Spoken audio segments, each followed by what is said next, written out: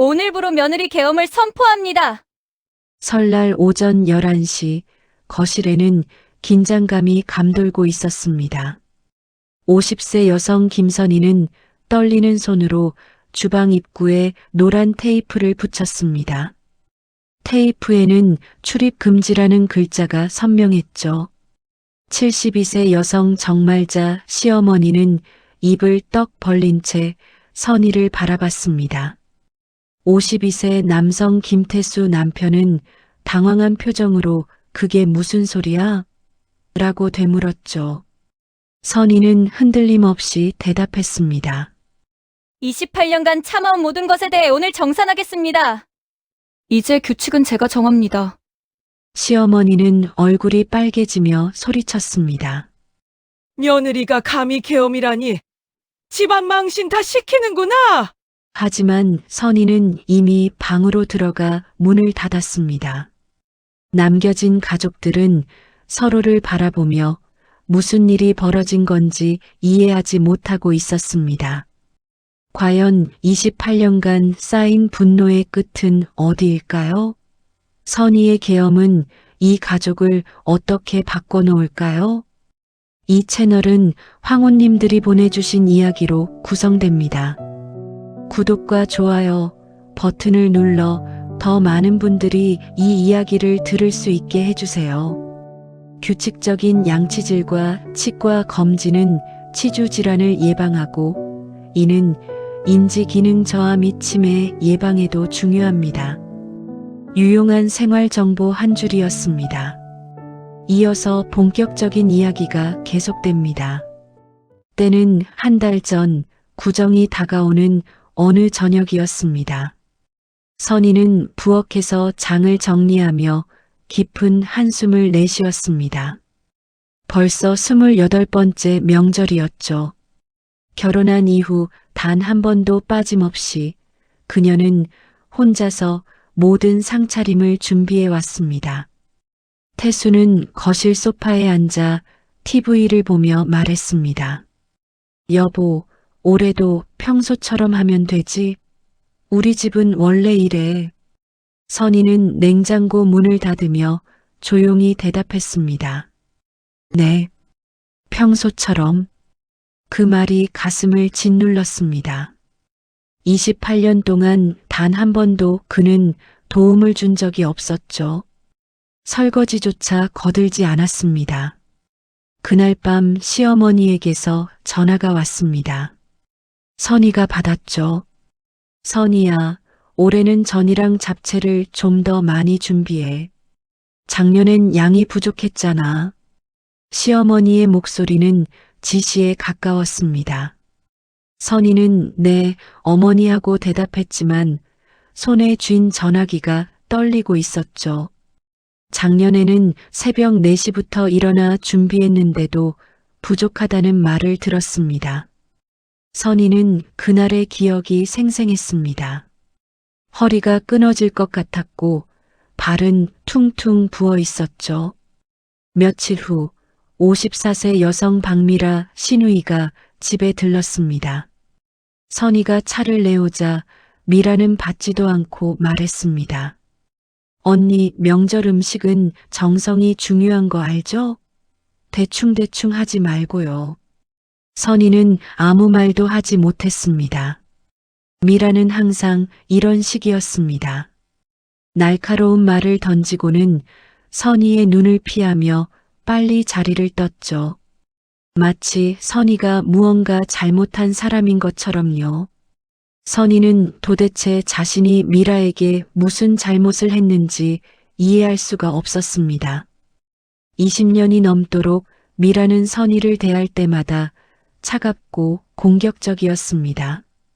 그날 밤 선희는 남편에게 말했습니다. 여보, 올해는 우리 같이 준비하면 안 될까요?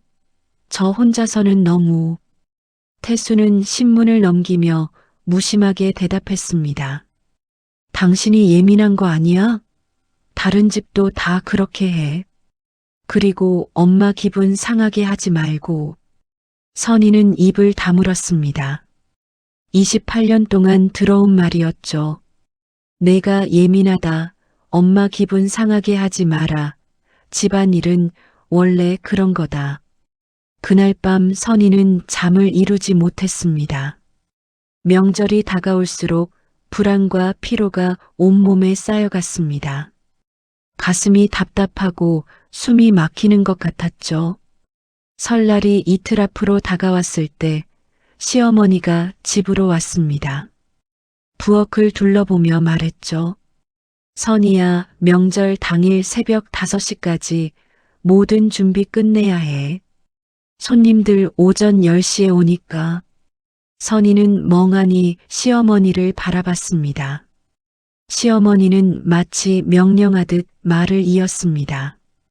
혼자 하기 힘들면 진작 말을 하지 그랬어. 이제 와서 어쩔 수 없지만. 선희는 그 말을 듣고 뭔가가 목 끝까지 치밀어 올랐습니다. 하지만 꾹 눌러 참았죠. 태수는 옆에서 그 대화를 듣고도 아무 말도 하지 않았습니다. 선희는 그날 밤 방에서 오래된 노트를 꺼냈습니다.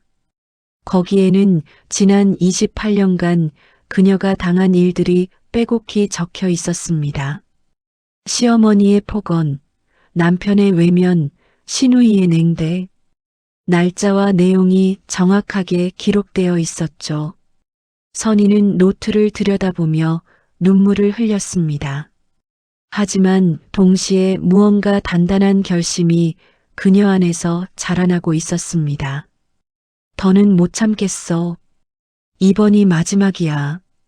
설날 아침이 밝았습니다. 선희는 새벽 4시부터 일어나 부엌에서 일했습니다. 전을 부치고 나물을 무치고 잡채를 볶고 고기를 굽고 갈비찜을 끓였죠. 손은 기름에 대고 허리는 끊어질 것 같았지만 그녀는 멈추지 않았습니다. 오전 9시 드디어 상차림이 끝났습니다. 선희는 지쳐서 주저앉을 것 같았지만 가족들을 불렀습니다. 시어머니가 제일 먼저 상을 보더니 얼굴을 찌푸렸습니다. 이게 뭐야? 전 색깔이 왜 이래? 그리고 잡채 양념이 짜. 이걸 어떻게 손님들한테 내놓아? 선희는 가슴이 철렁 내려앉았습니다. 5시간 동안 혼자 준비한 음식이었습니다. 그녀는 조심스럽게 말했습니다. 어머니, 제가 최선을 다해서. 최선? 이게 최선이야? 형편없어. 시어머니는 냉정하게 자리에 앉았습니다. 선희는 남편을 바라봤습니다. 태수는 그 말을 다 듣고도 아무 말이 없었습니다. 그저 묵묵히 밥을 먹기 시작했죠. 선희는 실망과 분노가 뒤섞인 감정을 느꼈습니다. 단 한마디만 자신을 편들어줬으면 좋았을 텐데 그는 아무것도 하지 않았습니다. 그때 시누이 미라가 들어왔습니다. 상을 보더니 선희에게 말했죠. 언니, 이렇게도 못하세요? 전이 다 붙었잖아요. 미라는 차갑게 말을 던지고는 그대로 방으로 올라가 버렸습니다. 선희는 미라의 뒷모습을 멍하니 바라봤습니다. 도대체 내가 뭘 잘못했길래 저렇게 대하는 거지? 선희는 미라의 거부감을 이해할 수 없었습니다. 20년 넘게 그녀는 미라에게 잘해주려 노력했습니다. 하지만 돌아오는 건 언제나 차가운 시선과 날선 말뿐이었죠. 식사가 진행되는 동안 시어머니는 의도적으로 선희를 곤란하게 만들었습니다. 선희야, 간장 좀 가져와. 선희가 간장을 가져다 주자 시어머니는 고개도 돌리지 않고 말했습니다. 참기름도 필요한데 왜 안 가져와? 선희는 다시 부엌으로 갔습니다. 참기름을 가져오자 이번엔 수저가 필요하다고 했습니다. 마치 선희가 모든 걸 미리 알아채야 한다는 듯이요. 태수는 그 상황을 보고도 계속 밥만 먹었습니다. 아무런 대응도 하지 않았죠. 선희는 그 순간 깨달았습니다. 자신이 이 가족에서 사람이 아니라는 것을, 그저 명절마다 작동하는 노동기계, 그 이상도 이하도 아니라는 사실을요. 식사가 끝나고 선희는 설거지를 하려 부엌으로 갔습니다. 그런데 다시 시어머니가 불렀습니다. 선희야, 점심 준비도 해야지. 친척들 곧 온다. 선희는 그 자리에서 손을 멈췄습니다. 무언가가 그녀 안에서 끊어지는 소리가 들렸습니다. 28년 동안 참고 또 참았던 모든 것들이 한순간에 터져 나오려 했죠. 선희는 천천히 앞치마를 벗었습니다.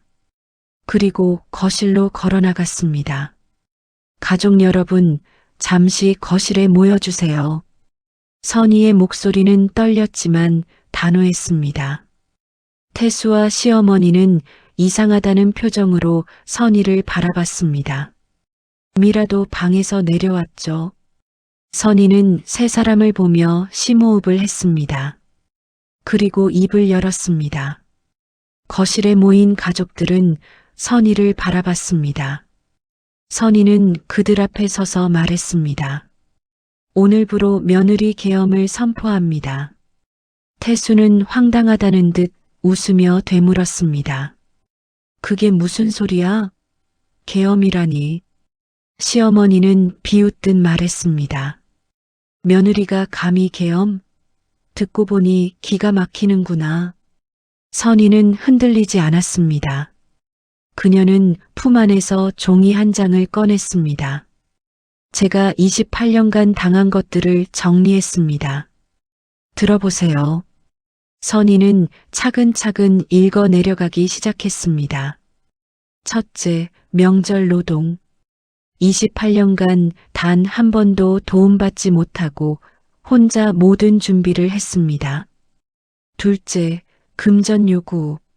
시어머니는 해마다 명절 용돈 명목으로 제 월급에서 200만 원씩 가져가셨습니다. 셋째, 폭언. 어머니는 제가 하는 모든 일에 대해 형편없다, 못한다, 부족하다는 말을 반복하셨습니다. 태수는 당황한 표정으로 말을 끊었습니다. 여보, 지금 손님들 오는데 왜 이래? 나중에 얘기하자. 선희는 남편을 똑바로 쳐다봤습니다. 손님이 아니라 가해자들입니다. 당신도 어머니도 시누이도 마찬가지예요. 미라는 당황한 듯 눈을 피했지만 아무 말도 하지 않았습니다. 시어머니는 얼굴이 빨개지며 소리쳤죠. 집안 망신 다 시키는구나. 며느리 주제에 감히. 선희는 침착하게 주방으로 걸어가 노란 테이프를 꺼냈습니다. 그리고 주방 입구에 테이프를 붙이기 시작했죠. 테이프에는 출입 금지라고 선명하게 적혀 있었습니다. 오늘부로 이 주방은 제 공간입니다. 누구도 들어올 수 없습니다. 태수가 벌떡 일어났습니다. 당신 지금 정신 나갔어? 선희는 테이프를 다 붙이고 가족들을 향해 돌아섰습니다. 넷째, 방관. 당신은 28년간 저를 단 한 번도 편들지 않았습니다. 어머니가 저를 구박할 때도, 시누이가 저를 무시할 때도 당신은 항상 침묵했어요. 그게 얼마나 저를 아프게 했는지 아세요? 선희의 목소리가 떨렸습니다. 하지만 그녀는 눈물을 참으며 말을 이었습니다. 이제 규칙은 제가 정합니다. 점심 준비 없습니다. 명절 손님 접대 없습니다. 며느리 노동 오늘부로 중단합니다. 시어머니는 믿을 수 없다는 표정으로 소파에 주저앉았습니다. 이게 대체 무슨 일이냐? 선희는 마지막으로 말했습니다. 계엄은 지금부터 시작입니다. 제 방은 제 공간이고 제 시간은 제 것입니다. 더 이상 참지 않겠습니다. 그녀는 그 말을 남기고 방으로 들어가 문을 닫았습니다. 거실에는 충격에 빠진 세 사람만 남았습니다. 태수는 방 문을 바라보며 멍하니 서 있었고 시어머니는 입을 벌린 채 말을 잇지 못했습니다. 미라는 조용히 소파에 앉아 아무 말도 하지 않았죠. 28년 만에 선희가 처음으로 자신의 목소리를 낸 순간이었습니다. 선희가 방으로 들어간 뒤 거실은 침묵에 잠겼습니다. 시어머니는 한동안 말을 잇지 못하다가 태수에게 말했습니다. 태수야, 저 여자 당장 나오라고 해. 태수는 선희의 방 문 앞으로 갔습니다. 문을 두드리며 말했죠. 여보, 문 열어. 나오라고. 선희는 방 안에서 대답했습니다. 당신은 28년간 저를 단 한 번도 편들지 않았어요. 그런 사람이 지금 무슨 자격으로 문을 열라고 하는 거죠? 태수는 당황했습니다. 그는 지금까지 선희가 이렇게 강하게 반발한 적이 없었기 때문이죠. 여보, 우리 잘못했어. 나와서 얘기하자. 잘못했다는 말은 28년 동안 단 한 번도 들어본 적 없어요. 지금 와서 그 말이 무슨 의미가 있나요? 태수는 더 이상 할 말이 없었습니다. 그는 문 앞에서 한참을 서 있다가 거실로 돌아왔습니다. 시어머니는 분통을 터뜨렸습니다. 이게 다 내가 며느리 교육을 제대로 안 시켜서 그래. 처음부터 확실하게 가르쳤어야지. 태수는 어머니의 말을 듣고도 대꾸하지 않았습니다. 그는 소파에 앉아 고개를 숙였죠. 미라는 그 광경을 멍하니 바라보고 있었습니다. 그녀는 부엌 쪽을 돌아봤습니다. 노란 테이프가 붙은 주방 입구가 보였죠. 미라는 자리에서 일어나 부엌으로 걸어갔습니다. 그녀는 주방 안을 들여다보다가 선반 위 낡은 상자 하나를 발견했습니다. 저게 뭐지? 미라는 상자를 꺼내 열어봤습니다. 안에는 오래된 녹음기와 메모지들이 들어 있었습니다. 미라는 호기심에 녹음기를 재생했습니다. 녹음기에서 시어머니의 목소리가 흘러나왔습니다. 며느리는 갈라놔야 다루기 쉬워. 딸이랑 사이 좋으면 내 말 안 들으니까. 미라는 숨이 멎는 것 같았습니다. 녹음은 계속 이어졌습니다. 미라한테는 선희가 욕했다고 하면 바로 먹혀. 쉬운 애야. 미라는 손이 떨렸습니다. 그녀는 상자를 들고 거실로 나왔습니다. 태수와 시어머니가 그녀를 쳐다봤죠. 미라는 아무 말 없이 상자를 테이블에 올려놓았습니다. 태수가 물었습니다. 그게 뭔데? 미라는 대답하지 않고 녹음기를 다시 틀었습니다. 시어머니의 목소리가 거실에 울려 퍼졌습니다. 며느리는 갈라놔야 다루기 쉬워. 딸이랑 사이 좋으면 내 말 안 들으니까. 미라한테는 선희가 욕했다고 하면 바로 먹혀. 쉬운 애야. 태수는 입을 다물지 못했습니다. 시어머니는 얼굴이 하얗게 질렸죠. 미라는 녹음을 끄고 시어머니를 똑바로 바라봤습니다. 어머니, 이게 다 뭐예요? 시어머니는 당황하며 얼버무렸습니다. 그건 옛날 얘기야. 별 의미 없어. 별 의미 없다고요? 전 20년 동안 언니를 오해했어요. 어머니가 저한테 거짓말을 했기 때문에. 미라의 목소리는 떨렸습니다. 그녀는 분노와 배신감으로 온몸이 떨렸죠. 선희는 방 안에서 그 대화를 듣고 있었습니다. 그녀는 조용히 문을 열고 거실 쪽을 바라봤습니다. 태수는 어머니에게 다시 물었습니다. 엄마, 진짜예요? 이게... 시어머니는 대답하지 않았습니다. 그녀는 고개를 돌리고 입을 다물었죠. 미라는 상자를 닫으며 말했습니다. 더 들을 필요도 없어요. 이제 알겠어요. 모두 다. 거실은 다시 무거운 침묵에 잠겼습니다. 녹음기가 공개된 뒤 거실의 분위기는 얼어붙었습니다. 시어머니는 한참 동안 아무 말도 하지 못하다가 갑자기 벌떡 일어났습니다. 그녀는 선희의 방문 앞으로 걸어가 소리쳤습니다. 선희야, 며느리는 원래 희생하는 거야.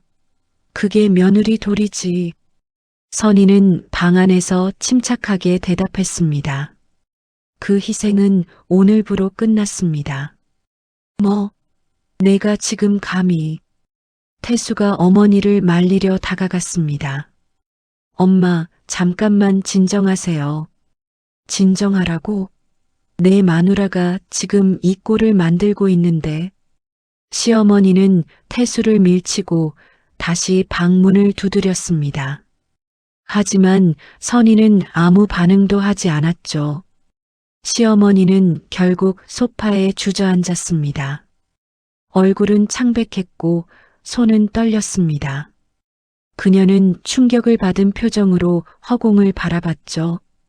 태수는 방 앞으로 가서 조심스럽게 문을 두드렸습니다. 여보, 우리 얘기 좀 하자. 잘못했어. 우리가 잘해볼 수 있지 않을까? 선희는 방 안에서 단호하게 대답했습니다. 28년 동안 당신은 단 한 번이라도 저를 지켜줬어야 했어요.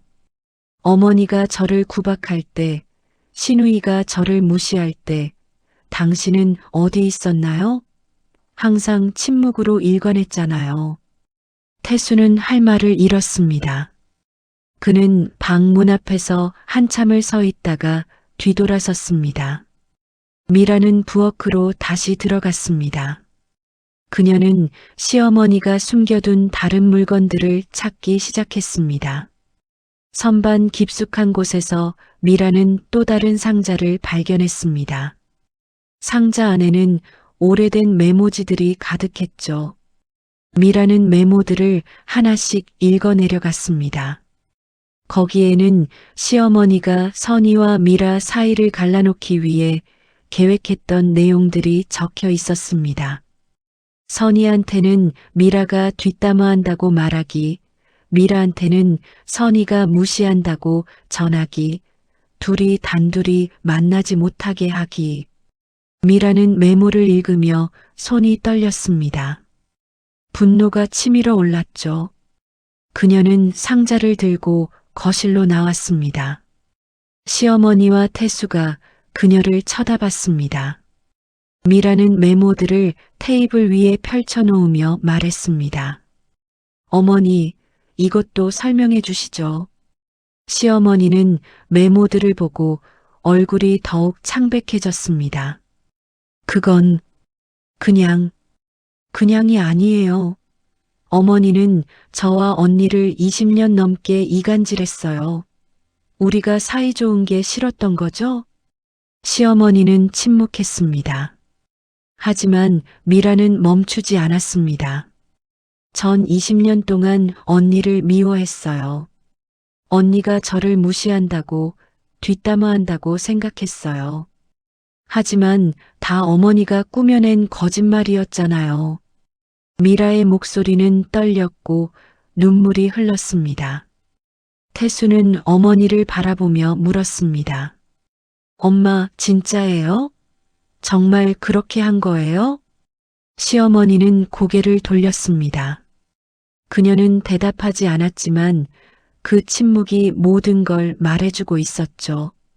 선희는 방 문을 조용히 열고 거실로 나왔습니다. 그녀는 미라를 바라봤습니다. 미라는 선희를 보자 눈물을 흘리며 고개를 숙였습니다. 언니, 죄송해요. 전 몰랐어요. 정말 몰랐어요. 선희는 미라에게 다가가 그녀의 손을 잡았습니다. 알고 있었어요. 당신도 피해자였다는 걸. 두 사람은 20년 만에 처음으로 서로를 이해하는 눈빛을 나눴습니다.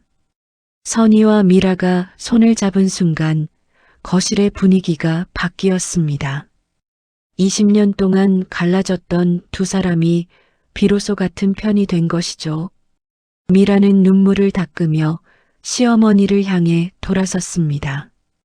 어머니, 왜 그러셨어요? 왜 우리를 갈라놓으려 하셨죠? 시어머니는 한참 동안 침묵하다가 마침내 입을 열었습니다. 너희 둘이 가까우면 내가 힘들었어. 딸이랑 며느리가 손잡으면 나는 혼자 남잖아. 선희는 그 말을 듣고 허탈하게 웃었습니다. 그래서 20년 넘게 우리를 이용하신 거예요? 서로를 미워하게 만드신 거죠? 시어머니는 고개를 돌렸습니다.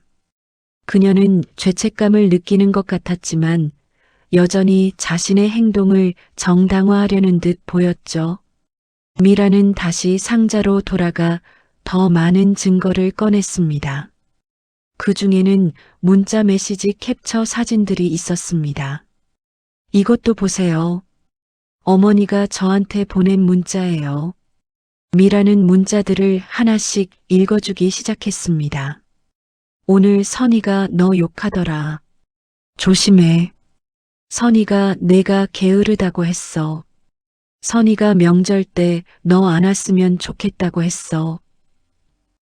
미라의 목소리는 떨렸습니다. 그녀는 문자들을 테이블 위에 펼쳐놓았죠. 전 이 문자들을 믿었어요. 언니가 정말 저를 싫어한다고 생각했어요. 그래서 저도 언니를 차갑게 대했고요. 선희는 문자들을 보며 고개를 저었습니다. 전 한 번도 그런 말 한 적 없어요. 단 한 번도요. 태수는 문자들을 보며 충격에 빠졌습니다. 그는 어머니를 믿을 수 없다는 표정으로 바라봤죠. 엄마, 이게 다 진짜예요?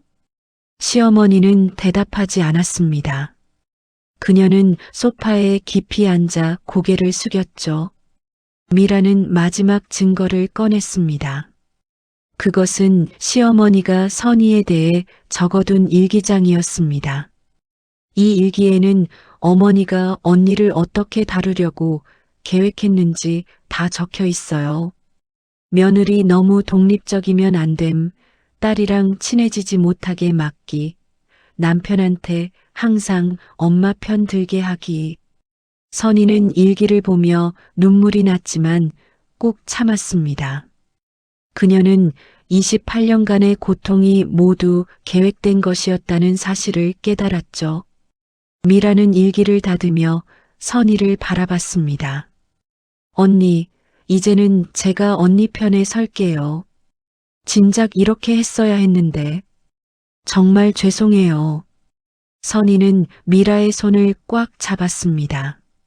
이제라도 알게 돼서 다행이에요. 우리 함께해요. 태수는 그 모습을 보며 할 말을 잃었습니다. 그는 어머니가 가족 전체를 조종해왔다는 사실을 받아들일 수 없었지만 증거는 명확했습니다. 선희는 두 사람을 보며 말했습니다. 이제 계엄 2단계로 넘어가겠습니다. 가족회의를 시작합니다. 선희가 가족회의를 선언하자 모두가 긴장했습니다. 선희는 거실 중앙에 서서 세 사람을 바라봤습니다. 태수는 불안한 표정으로 말했습니다. 여보, 엄마가 잘못한 건 알겠어. 근데 그래도 집안 질서는 있어야 하지 않을까? 선희는 그 말을 듣고 믿을 수 없다는 표정을 지었습니다. 지금 무슨 말씀을 하시는 거예요? 엄마가 좀 심했던 건 인정해. 근데 집안에는 원래 어른이 있고 질서가 있는 거잖아. 선희는 허탈하게 웃었습니다. 그녀는 다시 방으로 들어가려 했죠. 미라가 태수를 막아섰습니다. 오빠, 지금 뭐라고 한 거예요? 녹음이랑 메모 다 봤잖아요. 어머니가 20년 넘게 우리를 이용했다고요. 태수는 고개를 돌렸습니다. 그건 엄마가 불편해하시니까 그냥 넘어간 거지. 엄마 입장도 이해해줘야지. 미라는 실망한 표정으로 오빠를 바라봤습니다. 오빠도 알고 있었던 거예요? 어머니가 언니 괴롭히는 거? 태수는 대답하지 않았습니다. 하지만 그 침묵이 모든 걸 말해주고 있었죠. 미라는 분노에 떨며 말했습니다. 결국 오빠도 28년간 언니를 방치한 거잖아요. 그게 언니를 지킨 게 아니라 버린 거예요. 태수는 할 말을 잃고 소파에 앉았습니다. 선희는 거실로 다시 나왔습니다. 그녀의 손에는 두꺼운 파일이 들려 있었죠. 말씀하신 집안 질서, 그게 뭔지 보여드리죠. 선희는 파일을 테이블 위에 펼쳤습니다. 거기에는 수십 장의 메모가 날짜별로 정리되어 있었습니다. 2002년 설날, 어머니는 제가 준비한 음식을 모두 쓰레기통에 버렸습니다. 2005년 추석, 친척들 앞에서 저를 무능하다고 했습니다.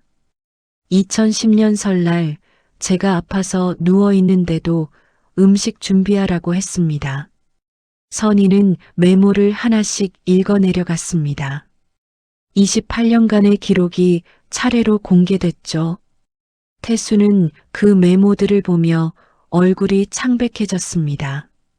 시어머니는 고개를 돌렸고 미라는 눈물을 흘렸습니다. 이게 당신들이 말하는 집안 질서예요. 한 사람을 28년간 짓밟으면서 유지한 질서죠. 선희의 목소리는 떨렸지만 단호했습니다. 이제 계엄 2단계를 시작합니다. 여러분 모두 제 앞에 앉으세요. 태수는 화를 내려다가 멈췄습니다.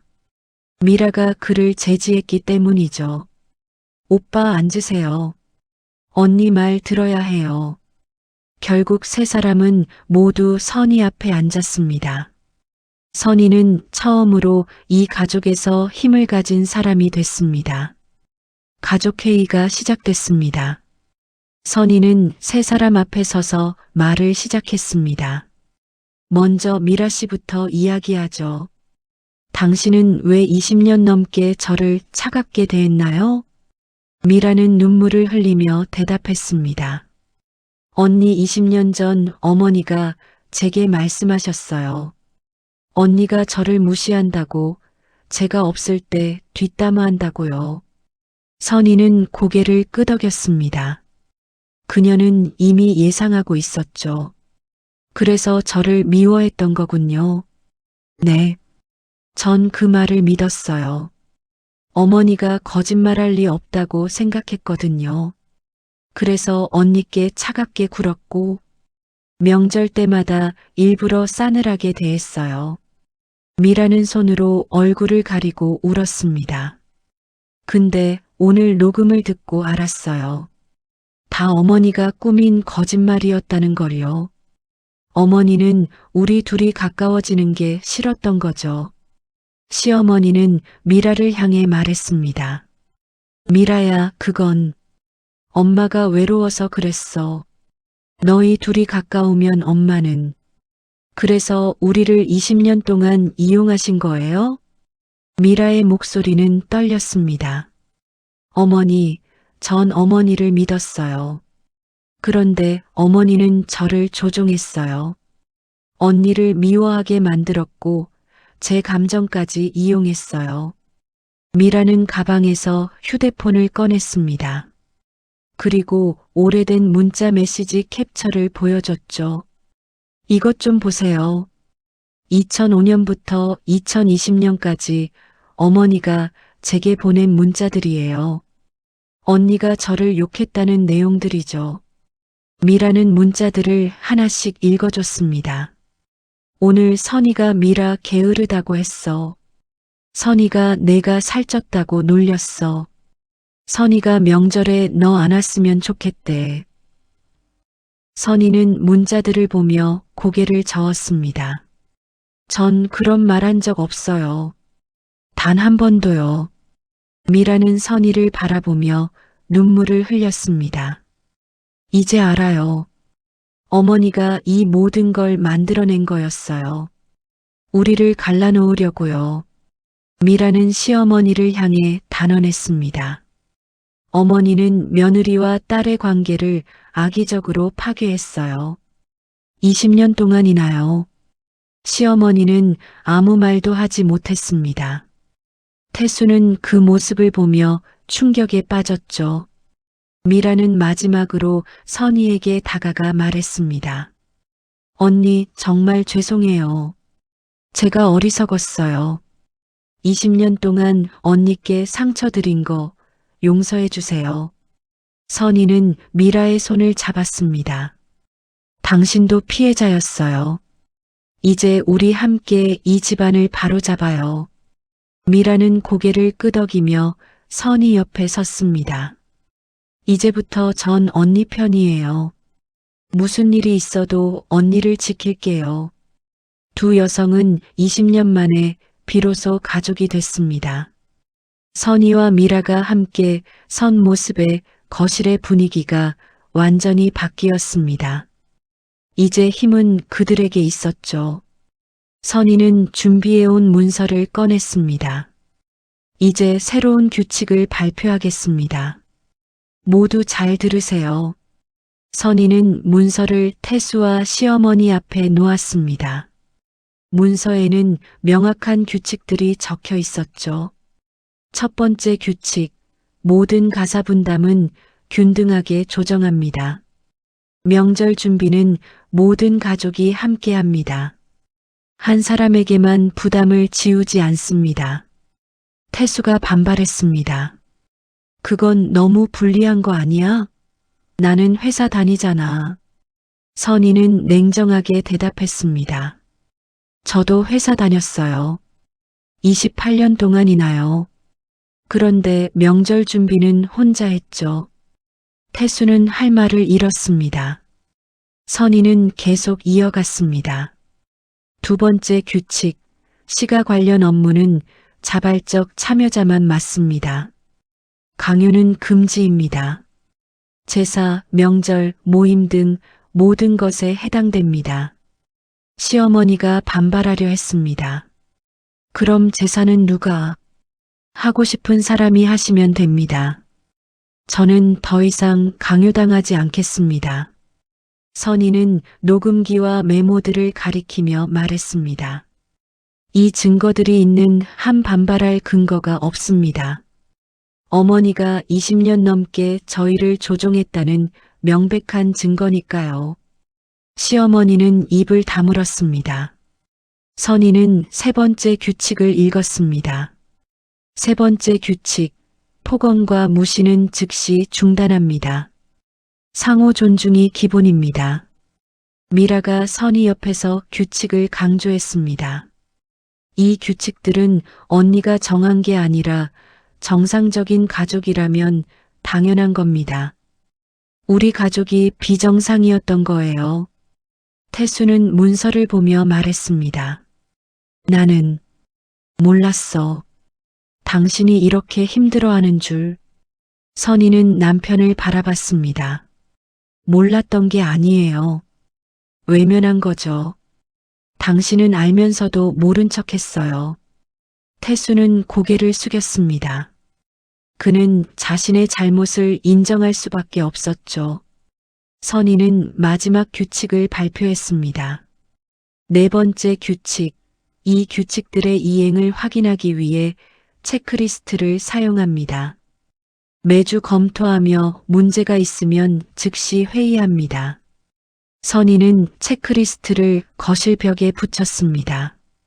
거기에는 가사 분담표, 명절 계획표, 상호 존중 약속 등이 명확히 적혀 있었죠. 미라는 체크리스트를 보며 말했습니다. 전 이 규칙들을 전적으로 지지해요. 앞으로 언니가 혼자가 아니라는 걸 보여드릴게요.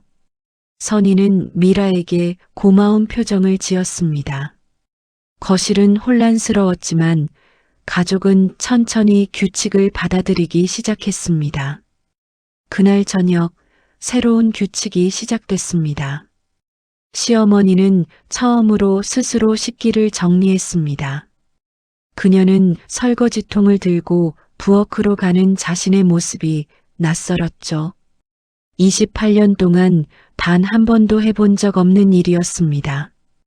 태수는 설거지를 하며 선희에게 조심스럽게 말을 걸었습니다. 여보, 미안해. 선희는 행주로 식탁을 닦으며 대답했습니다. 미안하다는 말보다 앞으로 어떻게 할 건지가 중요해요. 앞으로는 달라질게. 정말로. 선희는 남편을 바라봤습니다. 이건 벌이 아니에요. 변화예요. 우리 가족이 정상적으로 되는 과정이죠. 태수는 고개를 끄덕였습니다. 그는 가족이 한순간에 무너질 뻔했다는 사실을 실감하고 있었습니다. 미라는 선희에게 다가와 말했습니다. 언니, 이제부터 우리 제대로 된 가족 만들어가요. 전 앞으로 매주 와서 언니 도울게요. 선희는 미라의 손을 잡았습니다. 고마워요. 당신이 옆에 있어서 힘이 나요. 두 사람은 서로를 바라보며 웃었습니다.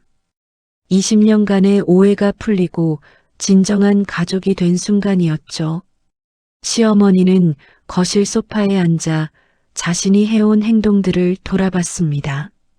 28년 동안 며느리를 괴롭히고 딸과 며느리를 갈라놓고 아들을 조종했던 일들이 주마등처럼 지나갔습니다.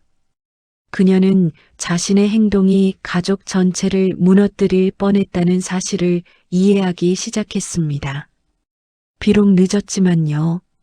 며칠 후 선희는 거실벽에 붙인 체크리스트를 확인했습니다. 가사 분담이 제대로 이뤄지고 있었고 가족들은 조금씩 규칙을 따르고 있었습니다. 완벽하지는 않았지만 변화는 시작됐습니다. 어느 저녁 가족이 함께 저녁을 먹고 있었습니다. 시어머니는 조용히 식사를 했고 태수는 설거지를 자청했으며 미라는 선희와 다음 주 계획을 이야기하고 있었죠. 선희는 그 광경을 보며 28년 만에 처음으로 평화를 느꼈습니다. 명절이 지나가는 순간 선희는 처음으로 웃음을 지었습니다. 진심으로 웃는 것이었죠. 미라가 물었습니다. 언니, 이제 계엄은 끝난 거죠? 선희는 고개를 끄덕였습니다. 네, 계엄은 끝났어요.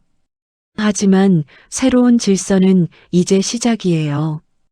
우리 가족이 정말로 가족다워지는 시작이죠. 태수는 선희를 바라보며 말했습니다. 당신이 용기 내줘서 고마워. 우리 가족을 구해줬어. 선희는 창밖을 바라봤습니다. 봄이 오고 있었습니다. 28년간의 겨울이 지나고 드디어 봄이 찾아온 것이죠. 선희는 마음속으로 생각했습니다. 이제는 나도 이 집의 주인이다. 그리고 우리는 진짜 가족이 될 거다. 며느리의 계엄은 끝났지만 진정한 가족의 시작은 이제부터였습니다.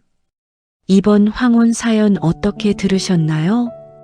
참다 못한 며느리의 통쾌한 한방에 마음이 시원하지 않았나요?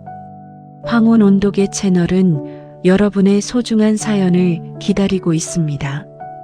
영상 정보 또는 고정 댓글에 적힌 메일 주소로 사연을 보내주세요. 다음에도 황혼님들에게 들려줄 재밌고 귀중한 사연으로 돌아오겠습니다. 오늘 하루도 행복하세요.